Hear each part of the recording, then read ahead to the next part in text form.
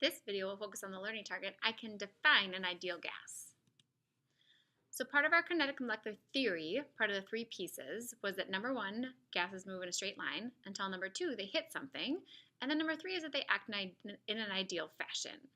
So what does it mean that gases act in an ideal fashion? Well, number one, if gases act ideally, what that means is that when they hit something, they hit in an elastic way. Elastic means that when they hit something, that no energy is lost in the collision, energy is only transferred. So you notice sometimes that when particles hit in the simulation that I had in the last video, particles slow down and speed up, but the energy is conserved. So essentially, energy is not transferred into something else.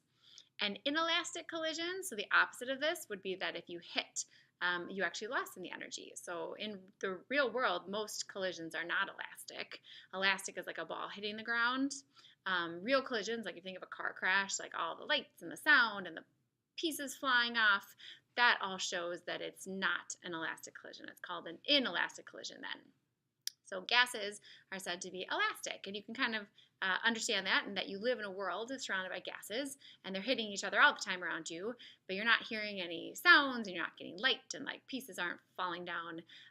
So this part is true to the best of our knowledge. The next thing about what it means to be ideal is that when gas particles hit, they do not stick. So essentially, they don't show any intermolecular forces with one another. They are high energy enough that while they might have attractive forces, those attractive forces don't show up. So gas particles do not stick to one another. Since they're so far apart and they're moving so quickly, we just ignore IMF completely. The last thing about them being ideal, gases being ideal, is that we say the particle has no volume in itself. But instead, when we talk about the volume of a gas, we're actually talking about the space that the particles take up, like total space, not individual particle space. And that's kind of a weird concept. You don't really think about it, but like when you're talking about volume of liquid water, for example, all the particles are so compressed onto one another that the actual volume of the particle is partially why it's taking up space at all.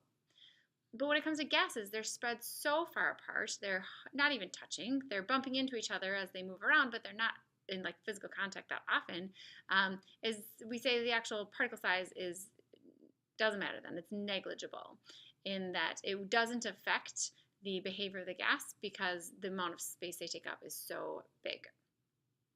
So this is what it means to be ideal. You hit elastically with no IMFs, and then the volume of the actual sample is the volume the gases take up, not the volume of the individual particle. There is such a thing as real gases. We'll talk about it kind of more at the end of the unit. And real gases is when they start to act in real fashions. Like, of course, gas particles do have volume, and of course, they do stick. That only happens in extreme situations. So what we find is the room you're sitting in right now with all those gases all around you, they're acting in an ideal fashion.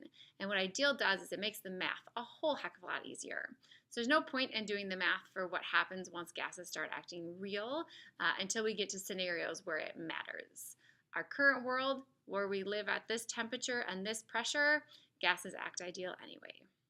That's it. Have a nice night.